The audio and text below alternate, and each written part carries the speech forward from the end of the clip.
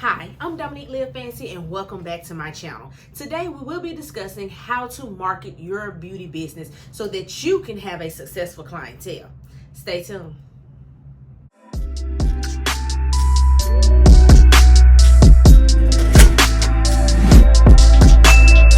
So have you been struggling with your clientele and you've gotten your business, you've gotten your business name, and you just don't know what else to do because the clientele is just not looking like it should be looking? Okay, let's talk about it.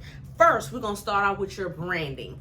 Your branding is simply your face before they even see your face. You want to make sure that you have the best colors, the colors that stand out, the colors that just make clients say, "Ooh, what does she do?" So you want to make sure that your branding stands out. Whatever your name is, you want to make sure that it becomes a household name rather. So when my clients are out and they are showing their nails and they say, "Oh, who do your nails?" And they say Dominique, and they say, "Oh, Liv Fanci." Yes, you want your name to jingle, baby, every time somebody asks about your work when you are out. So make sure that your colors and your name all coincide and make sure that they have a fun sway. So most of my things are going to be purple because of course that's my favorite color. So purple with accents of gray and silver. So that's how you'll see my stuff. So if you like pink, a lot of the girlies like pink. So you may want to do pink, black, and white, or you may want to be pink and gold. So you just want to make sure that your branding is everything, all the way down to your website. You want to make sure that you have the same colors on your website, display the same colors in your pictures when you are promoting your avatar online, things of that nature. So that's how your branding should be. It should coincide and give a fun sway to make people want to dive deeper just off the appearance of how you market things with your branding. Next, you want to talk about social media. So social media is really hard right now for everybody. Everybody's views is down, even from TikTok to Instagram, even to Facebook. So what you're going to have to do is you're going to have to look for those trending sounds. That's what I've been doing. I've been looking for the trending sounds. So when you are looking and scrolling or whatever and scroll through the reels, when you are looking at the videos, and you want to see what's trending, if you choose the sound, if it's trending, there will be an arrow that points up and says trending. So use that sound and put your own little twist or kind of do what maybe the other creators are doing. And that way you can get more views. So don't necessarily focus on likes or worry about the likes, because a lot of times the nail art that I do, people will come in and ask me about it and it didn't even get that many likes. And I'm like, "Oh, you saw it, you just didn't like it." So a lot of people are just viewing your things and they are not necessarily liking it. Also, you want to kind of mix up your social media. So my social media gives personality as well as my artistry and my business. So I may post little funny things, little funny memes, or I may post motivational topics on my stories. So you want to kind of mix it up so that way the viewers can know who you are. And a lot of times I have people responding to my stories that I don't even know. I don't even know these people, but they are responding because I have made them feel comfortable enough to even respond to me, even though I don't know them personally. But we can kind of start the conversation, and then maybe eventually they'll say, "Oh, well, she is really cool. I'll come and book with her." So that's how you want to do your social media. Also, with your social media, you have got to stay consistent. You have got to stay consistent. I've had people ask me, "How many followers do you have? How many followers?" And I really don't have that many. I only have like 11,000 and something followers. But people say, how did you grow your social media to that many followers? It was consistency. And to be completely honest with you, I was honestly just posting so people can book me. I wasn't really posting for likes, posting for shares, posting for views. I was just posting, put my work out there so people can say, "Hey, this is her work. Oh, I know who did this work," or whatever. Oh, when they see my clients, "Oh, I saw your nails online." So I was just posting. So if you kind of get away from trying to go viral or trying to have the most likes, have the most views or whatever, or the most comments, and just post, just put it out there. Get your routine. I kind of post at the same time every time I post. So Monday through Friday, I may post in the evening and it'll be around 5:30. You can schedule your post. You can schedule your post. You can schedule your post on TikTok as well as Instagram. So if that's something that you need to do, or if you need to set a timer on your phone so that you can know to post around the same time, you can do that. But you should be posting, they say 3 to 5 times a week. So I usually post maybe 5 to 6 times a week. So on one day, I'm going to give it a break. So maybe on a Sunday, but I used to post 7 days now. So don't get it twisted. I used to post 7 days, but now that I'm kind of getting back into it because I had kind of fell off from posting, I am getting back. Eventually, I will get back to my 7 days of posting. So just make sure that you post something. If you don't post anything to your grid, make sure that you are posting on your story. Kind of let the people know that you're still here, okay? Next. So your client is going to be your walking marketing campaign. Yes. So you want to make sure that your work speaks for itself. You don't want to do sloppy work. You want to make sure that you take pride in every client's nails or hair that you do, because they are going to be out and they are going to say, hey, who did your hair? Hey, who did your nails? Who did your lashes? Who did your brows? Whatever it is that you do, you want to take pride in it. So that's why when I send my clients out, I'm making sure that I am fixing all corrections. Can all corrections be fixed? No. But for the most part, I want to make sure that my clients' nails are up to par, that they are literally T, so that somebody can ask them about their nails and who does their nails. And so you will have clients say, oh, don't worry about fixing that, I'm ready to go, whatever. And I'm like, nah, because you're not going to take my name to that. So you want to take pride in everything that you do, because yes, every set of nails, every hairstyle, every lash, it is practice. Every time we're doing something, it's practice, and we are to get better and better. But you want to make sure that you send your clients out with their looking their best, because that's your walking campaign. They're going to ask.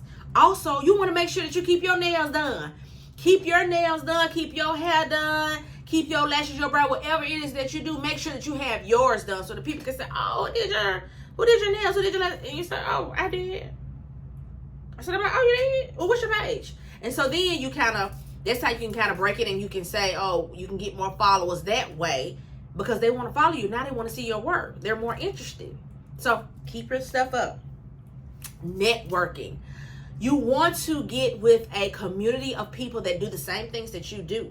So I've had friends in the beauty industry, and they may do hair, they may do nails, they may do, who else have I talked to? Mainly hairstylists and nail techs. I can't think of any braiders. So you want to kind of you want to network with the other people that are in the beauty industry. It's great to network with the other people that are in the beauty industry, because you can kind of piggyback off of them. You can send them clients, and they can send you clients as well. Also, if there is a period in time where it is slow, because yes, people think that the beauty industry just is up all the time. Not necessarily, not for everybody. And don't get discouraged when you see people on TikTok, Instagram, oh, I stay booked out. Hey, that's them. But your clientele may have, like I've had a lot of clients to buy houses. So when people make big purchases, they kind of step back a little bit. Or my biggest slowest time is back to school. August is slow for me. So you want to be able to talk to your hairstylist and say, well, hey, how's business for you? And they can say, oh, I'm a little slow, or I'm still a little steady, not like I was. Oh, well, a holiday is coming up, so it has kind of slowed down. So you can kind of piggyback and communicate and see how they are doing with their business as well, to see if it's just kind of all around the city, because each city is different as well. So especially if you are in smaller cities, it may not jump the entire time that you are in the business. It may only jump during certain events, concerts, or whatever. So it's good to talk to other people. I've also communicated with makeup artists, and we kind of chit chat and say, well, the industry has changed. You can have those types of conversations, and then once you see the other people business has slowed up or changed or whatever, you can then it can set in and say, okay, well, these are some things that I need to do to kind of get afloat. Or they may tell you, hey, well, I'm going to start doing this. And then you can kind of get some ideas with them. Not to say that you're copying, but to just know that you may need to spruce it up, or add some more things, or subtract some things, just to see where you need to be. So creating a community within the beauty industry is always good. Also, it helps with clients, because if you have a problem client, and you may tell the other person about a particular client. You say, oh, I don't want them. So you can kind of be aware of certain types of clients when you are connecting with other people in the beauty industry. And they say, oh yeah, she does that to me too. Kind of look out, you know, whatever.